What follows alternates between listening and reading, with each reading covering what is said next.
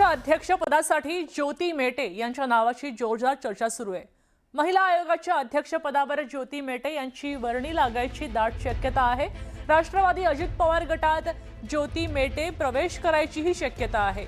मेटे या विनायक मेटे यांच्या पत्नी आहेत, तर प्रशासकीय कामकाजातला ज्योती मेटे यांना दांडगा अनुभव आहे। निवडणुकीनंतर लवकरच निर्णय होईल अशी सूत्रांकडून माहिती मिळते। आपल्यासोबत श्रीकृष्ण आवटी जोडले गेलेत। श्रीकृष्ण, आपण पाहू शकतोय की चाकणकरांच्या राजीनाम्यानंतर ज्योती मेटेंचं नाव चर्चेत आलंय। मेटेंबद्दल तुम्ही काय सांगता?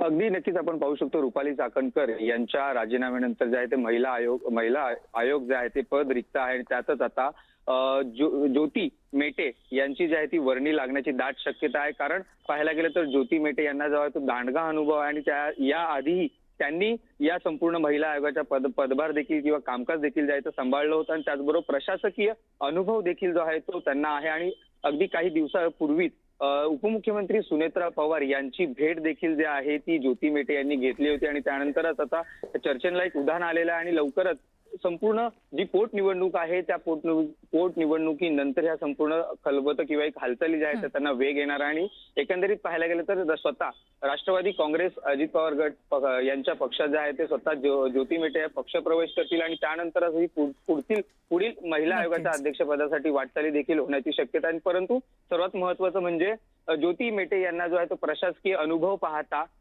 महिला आयोग पदावरती जे आहे ते त्यांची वर्णी लागण्याची जी आहे ती दाट शक्यता वर्तवली जात आहे। ठीक आहे, धन्यवाद सविस्तर माहितीसाठी श्रीकृष्ण। आपण पाहतोय की दांडगा अनुभव या जोरावर आणि त्याचबरोबर उपमुख्यमंत्री आणि त्यांची भेट झाली होती, तेव्हा आता त्या ही जबाबदारी स्वीकारू शकतात अशा चर्चा सुरू आहेत। राज्यात